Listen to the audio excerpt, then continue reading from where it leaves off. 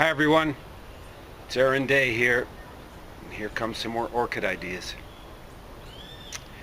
By the way, I really appreciate that you're taking the time to watch Orchid Ideas, Wild Orchid Ideas, and it's up to me to prove to you that this is not a trivial idea. And the only thing that'll compel you to tell your friends and join this movement is that you realize the significance of this project. First of all, it's part of a broader project to create a resilient community, and that's a whole nother topic. I won't get into that today, except some really good news that a foremost expert on aquaponics is coming to the farm in Aguamornis to install at his own cost and expense some equipment and resources to show us how to grow food to grow fish. So that's very interesting, and I'll tell you more about that in the future. I wanted to touch on some stuff that I think is really important. Earlier this month, 4th of July, I published a story about Aaron Swartz on Silicon Palms on the blog. And something he said really resonated with me. And by the way, if you don't know who he is, it's really important that you go and find out more about Aaron Swartz. He really did something amazing for the internet and for all of us. It's the only thing that protects us from complete tyranny is information and our ability to share it with one another to protect ourselves.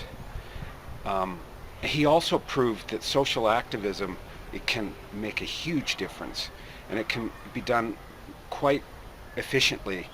And I really admire that he could have had the most amazing career in Silicon Valley with Wired magazine, and he walked away from that to go and represent the people. So it's not lost on me. But I want to share something too. What Aaron Swartz said was that everyone should find something that they feel really incensed about and get involved to change it. And you know, he led by example. But a friend of mine gave me a book about the Tao. It's actually a little cartoon book, The Sayings of Lao Tzu or something like that. The truly great men of Tao dwell what is fundamental and shun what is trivial. Orchids by themselves are rather trivial, and I'm not all that keen to get involved in something that is trivial. There's a real reason why this project has some guts to it, and that's because of the social activism side, using orchid to raise awareness about geoengineering, aerosol spraying, chemtrails. And I don't want to be the one to get into all of this, but it looks like I am in a way. But this is not trivial at all. It's extremely fundamental. And I want anyone who questions all of this to look back at fluoride. Fluoride in the water 50 years ago. Okay, it's all admitted now. It was never for dentistry or for dental issues. And with chemtrails, they try and tell us it's to do with earth changes, earth warming, solar radiation management. I'm not buying it. So if you use logic and reason and you examine this topic and ask yourself as many different ways as you can, why might they be doing this? Well, they are doing it, but what would be the purpose? And the reason I mention fluoride is even after 50 years, even though they've admitted and now stopped it, they have never told us why they did it in the first place. The only possible explanation I can find is the calcification of the pineal gland. And now that's a whole nother topic again, but you have to ask yourself, why were they so, who are they, and why the pineal gland? Why the population's pineal gland is so important to calcify that? And that's the only common denominator in fluoride. Well, the problem when you consider the chemtrail issue is there's no reasonable explanation about why they're doing it.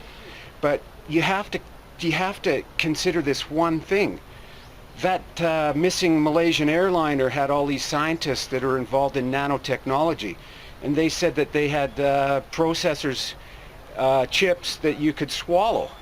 Well, that means that we could have in fact have nanotechnology inside of us, because they've sprayed it, goes into the water, and it's somewhere in our body.